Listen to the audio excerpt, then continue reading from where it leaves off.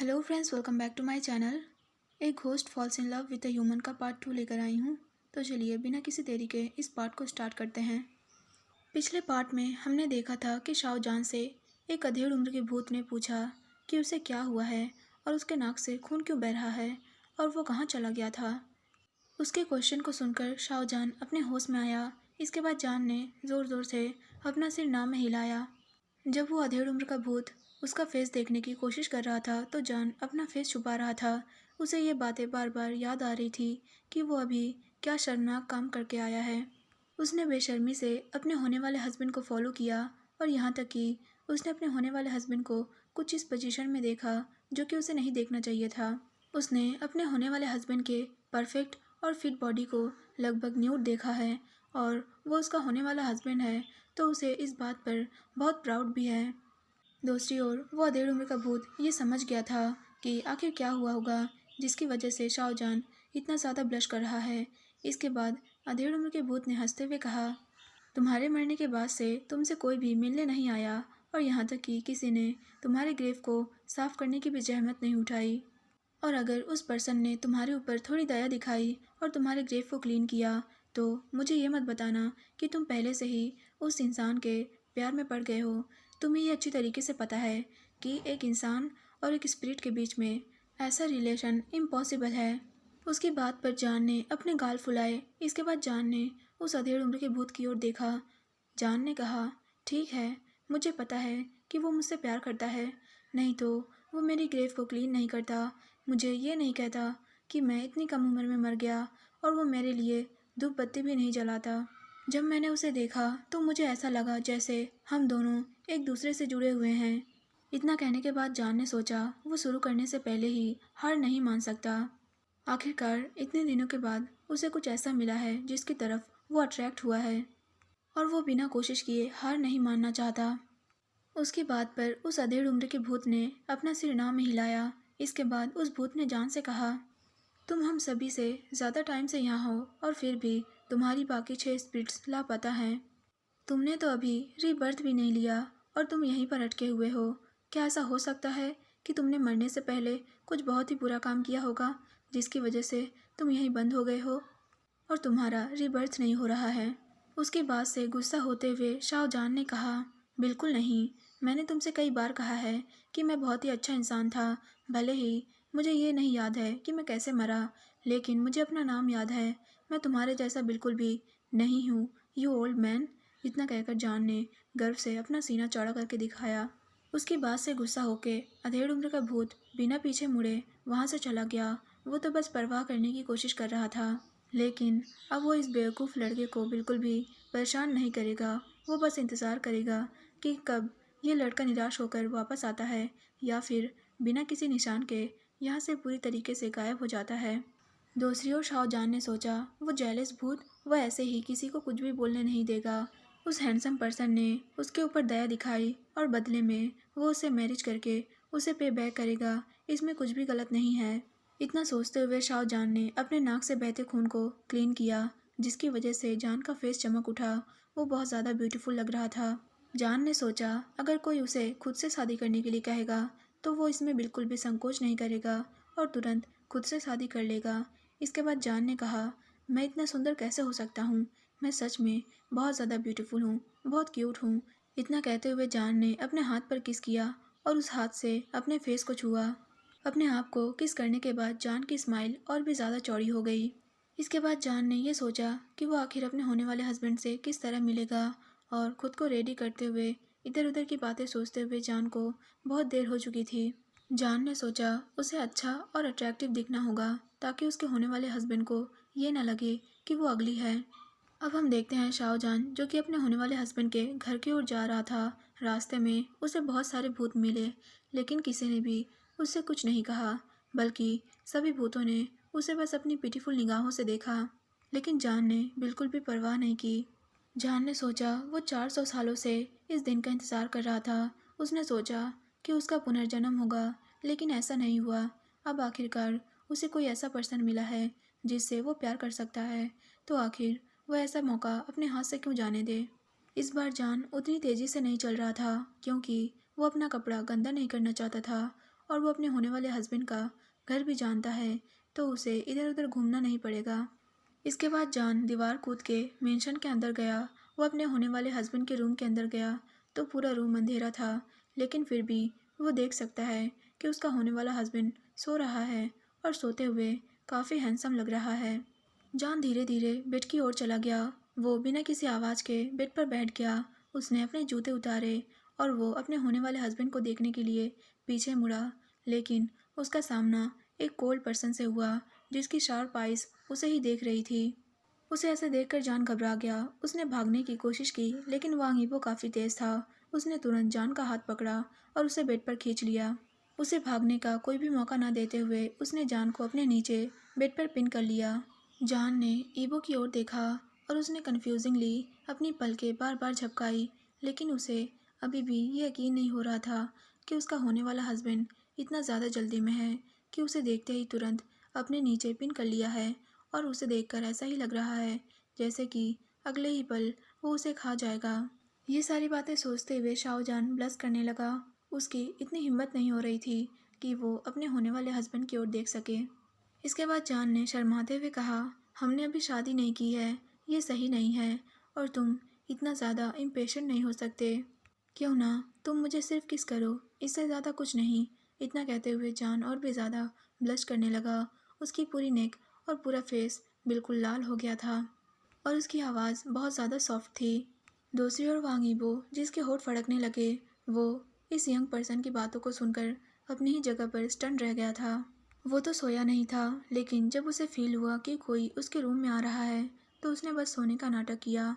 और ये बेवकूफ़ दिखने वाला लड़का बड़ी ही होशियारी से उसके बेड के पास चला आया, यहाँ तक कि ईबो ने उसके कदमों की आवाज़ भी नहीं सुनी थी।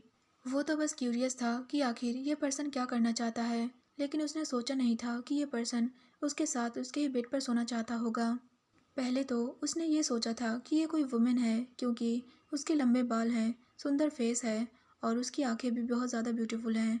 वो किसी वुमेन से कम नहीं है।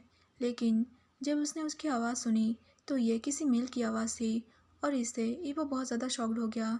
ईवो ने सोचा, क्या इतना ब्यूटीफुल मेल भी हो सकता है। इसके बाद ईवो ने शाओजान से पूछा, तुम कौन हो? तुम मेरे रूम में क्या कर रहे हो? तुम अंदर कैसे आए और तुम्हें किसने भेजा? ईवो खुद को कंट्रोल कर रहा था कि कहीं वो जान की खूबसूरती में मदहोश न हो जाए। उसकी अब तक की पूरी लाइफ एक मॉन्क की तरह थी, जिसमें कि वो बस अपनी लाइफ जी रहा था, लेकिन ये उसका पहली बार है जहाँ वो इतना ज़्यादा अजीब फील कर रहा है। उसे किसी की ओर अट्रैक्ट फील हो रहा है। वो उस पर्सन के फेस से अपनी आइज़ नहीं हटा पा रहा था। उसे नहीं पता कि ये फीलिंग्स क्या है। दूसरी ओर शाओजान, जो कि वांग यीबो से कुछ और ही उम्मीद कर रहा था, लेकिन जब उसने इतने सारे क्वेश्चन को एक बार सुना तो उसने अपना मुंह बनाया और उसने अपनी पलकें कई बार झपकाई। इसके बाद जान ने कहा, क्या तुम एक क्वेश्चन एक बार में नहीं पूछ सकते? मुझे नहीं पता कि मैं किस क्वेश्चन का आंसर पहले दूं, और मुझे तो तुम्हारे सारे क्वेश्चन याद भी नहीं हैं। जान ये सारी बातें कहते हुए काफ़ी क्यूट लग रहा था, जिसे देखकर वांग यीबो का दिल एक पल के लिए पिघल गया, लेकिन उसने तुरंत खुद को संभाल लिया। भले ही किसी ने उसके पास जासूस भेजा है, लेकिन कोई इतने बेवकूफ़ लड़के को उसके पास कैसे भेज सकता है ना? वांग यीबो ने सोचा कि वो इस मैटर को बात करके सुलझाएगा और ये देखेगा कि क्या ये पर्सन सच में बेवकूफ़ है या नाटक कर रहा है। जब से वो पैदा हुआ है तब से उसने ऐसा बिहेव कभी नहीं किया है। उसके अंदर इतना ज़्यादा पेशेंस और कंट्रोल नहीं था। हालांकि वो नहीं समझ सकता कि आखिर वो अभी तक नाराज़ क्यों नहीं हुआ। अगर इस पर्सन की जगह कोई और होता तो ज़रूर ही वो नाराज़ हो जाता, क्योंकि उसे ऐसे बचकाने बिहेव नहीं पसंद है। और ये पर्सन जो उसे अपनी भोली भाली निगाहों से देख रहा है, उसे देखकर ईबो को बिल्कुल भी गुस्सा नहीं आ रहा है। इसके बाद ईबो ने अपना फर्स्ट क्वेश्चन किया, ठीक है लिटिल स्टूपिड, मुझे अपना नाम बताओ। ईबो ने देखा कि उसके क्वेश्चन से उस पर्सन की आंखें चमक उठी, लेकिन अगले ही पल वो गुस्सा हो गया। लेकिन फिर भी उसने आंसर करते हुए कहा, मेरा नाम शाओजान है और मैं होशियार हूँ, मैं स्टूपिड नहीं हूँ। ये सारी बातें कहते हुए जान का गाल बिल्कुल फूल गया था। जान ने सोचा, आखिर उसका होने वाला हस्बैंड उसे बेवकूफ़ कैसे कह सकता है, वो बहुत होशियार है। इसके बाद जान ने अपनी बात को आगे कंटिन्यू करते हुए कहा, तुम मुझे शाओजान की जगह जान जान कह सकते हो। वांग यीबो उसके आंसर से बिल्कुल शॉक था। ईबो ने देखा कि वो पर्सन बिल्कुल एक खुली किताब की तरह है। उसके फेशियल एक्सप्रेशन से कोई भी उसे आसानी से पढ़ सकता है। अगर ये पर्सन उसके सामने ना भी बोलता तो भी ईवो उसके फेशियल एक्सप्रेशन से यह आसानी से समझ जाता कि आखिर ये पर्सन क्या बोलना चाहता है। इसके बाद ईवो ने सोचा, आखिर उसका दिन इतना ज़्यादा अजीब कैसे हो सकता है। कहीं ये लिटिल स्टूपिड लड़का उसमें इंटरेस्टेड तो नहीं है। लेकिन ये लिटिल स्टूपिड लड़का बिल्कुल भी स्मार्ट नहीं है। उसे तो ये भी नहीं पता कि अपनी फीलिंग्स को कैसे कन्फेस किया जाता है। वो उन बिचेस की तरह बिल्कुल भी नहीं है जो कि दिन रात ईवो के पीछे पड़ी रहती हैं और उसके पीछे पागल हैं, शायद उसके मनी के पीछे पागल हैं। और ईवो जान की इसी भोलेपन में दिलचस्पी रखता है। इसके बाद ईवो ने अपना दूसरा क्वेश्चन करते हुए कहा, ठीक है, अब ये बताओ तुम कहाँ से हो और तुम्हें ये कैसे पता चला कि मैं कहाँ रहता हूँ, यहाँ तक कि तुम्हें मेरा रूम भी पता है। उसके क्वेश्चन से जान ने सैड होते हुए कहा, तुम ये दिखावा क्यों कर रहे हो जैसे कि तुम्हें मेरे बारे में कुछ भी नहीं पता है। लेकिन फिर भी जान ने ईवो के क्वेश्चन को आंसर करते हुए कहा, तुमने मेरे आराम की जगह को क्लीन किया था, तुमने मेरे लिए धूप बत्ती भी जलाई थी, तुमने मुझ पर दया दिखाई और ये भी कहा कि मैं मरने के लिए बहुत ज़्यादा छोटा हूँ। और मैं तुरंत समझ गया कि तुम मुझसे प्यार करते हो और इसीलिए मैंने तुम्हें फॉलो किया ताकि हम दोनों एक दूसरे से शादी कर सकें और मैं तुम्हें पे बैक कर सकूं। शाहजहान की बातें सुनकर ईवो का एक्सप्रेशनलेस चेहरा तुरंत बदल गया। ईवो ने सोचा, मुझे किससे प्यार हुआ और आखिर मुझे किससे मैरिज करके पे बैक करना है और मुझे कब प्यार हुआ। मुझे तो इस बारे में कुछ याद भी नहीं है। मुझे बस इतना याद है कि मैंने उस ग्रेव को क्लीन किया था और वहाँ धूप बत्ती जलाई थी। और ये रिस्पेक्ट देने का सिर्फ एक तरीका है, लेकिन लगता है कि इस यंग पर्सन ने उसके वर्ड्स को कुछ गलत ही समझ लिया है। इसके बाद ईवो जान के ऊपर से उठ गया। ईवो ने जान से कहा, चलो बैठ जाओ, हम दोनों को बात करने की ज़रूरत है। इतना कहते हुए ईवो बेड से उतर गया। उसने पास से ही एक चेयर ली और वो जान के सामने चेयर पर बैठ गया जहाँ अभी जान बेड पर बैठा हुआ था। दूसरी ओर शाहजहान जो कि थोड़ा कंफ्यूज था। शाहजहान ने सोचा, उसने सब कुछ क्लियरली और साफ साफ तो कहा है, क्या उसके होने वाले हस्बैंड को समझ में नहीं आया है? क्या उसका होने वाला हस्बैंड एक बेवकूफ़ है या फिर उसका होने वाला हस्बैंड इतने आसानी से सब कुछ नहीं भूल सकता है ना? खैर, अगर ऐसा हुआ भी तो वो एक समझदार और सपोर्टिव पर्सन है।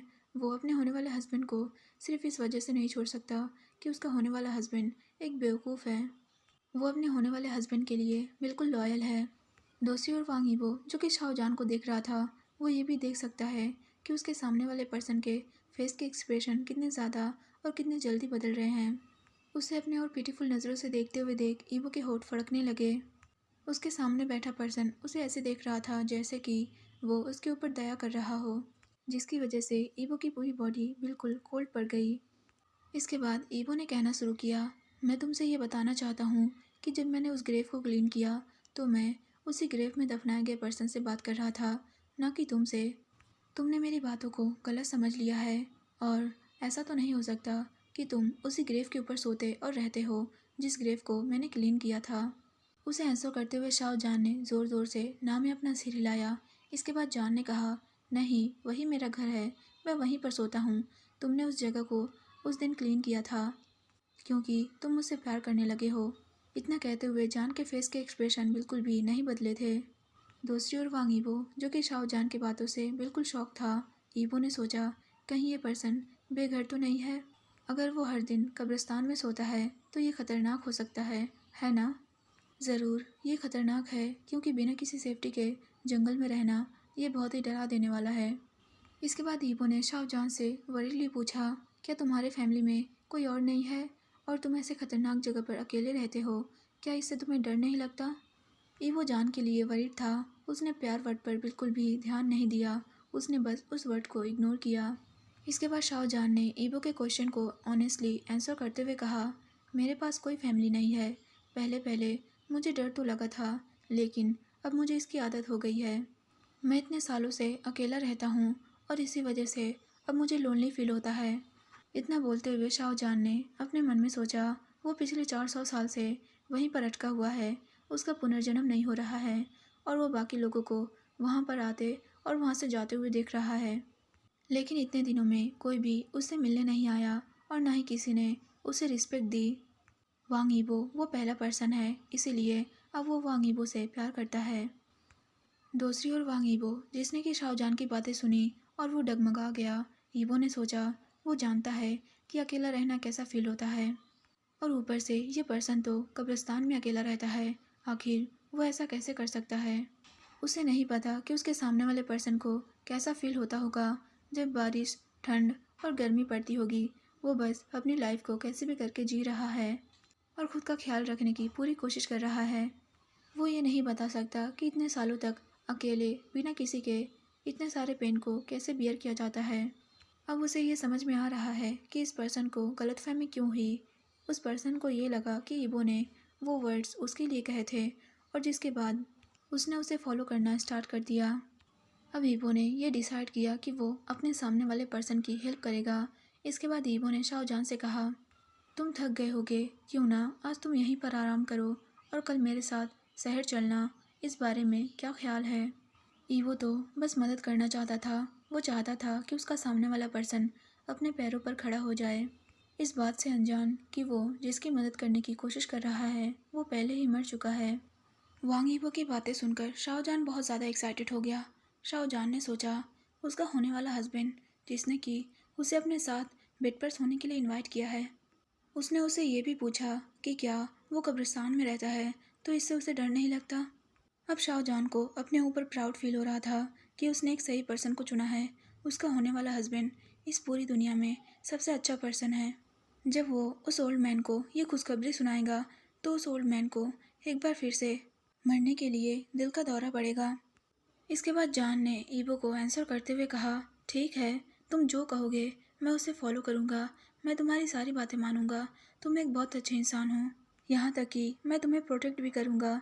लेकिन बदले में तुम्हें दिन में 2 बार अगरबत्ती जलानी होगी। मुझे ये पसंद है और इसकी वजह से मुझे अपनी बॉडी में बहुत ज़्यादा एनर्जी फील होती है। इतना कहते हुए शाहजहान बेड पर लेट गया। ईवो ने उसके वर्ड्स पर ज़्यादा ध्यान नहीं दिया। ईवो ने सोचा, कुछ लोगों को धूप बत्ती की खुशबू पसंद होती है। लगता है इस यंग पर्सन को भी अगरबत्ती की खुशबू पसंद है, तो उसे भी उससे कोई प्रॉब्लम नहीं है। अगर वो ऐसा चाहता है तो वो शाहजहान के लिए दिन में 2 बार अगरबत्ती ज़रूर जलाएगा। इसके बाद ईबो अपनी जगह से उठा। वो गया और शाहजहान के लिए एक ब्लैंकेट लेकर आया, क्योंकि जब ईबो ने जान को पहले छुआ था तो जान की बॉडी बहुत ज़्यादा ठंडी थी और वो दोनों एक ही बेड पर सो सकते हैं, क्योंकि वो दोनों ही मेल हैं। तो इससे कोई भी प्रॉब्लम नहीं होगी और ना ही ये कोई अजीब बात है। हालांकि ईबो को किसी के भी साथ अपनी चीज़ें शेयर करना पसंद नहीं है, लेकिन शाहजहान की बात अलग है। वो इस लिटिल स्टूपिड में दिलचस्पी रखता है और ये लिटिल स्टूपिड उसे बिल्कुल भी परेशान नहीं करता है। उसकी हर बात बहुत प्यारी है जिसे ईबो पसंद करता है।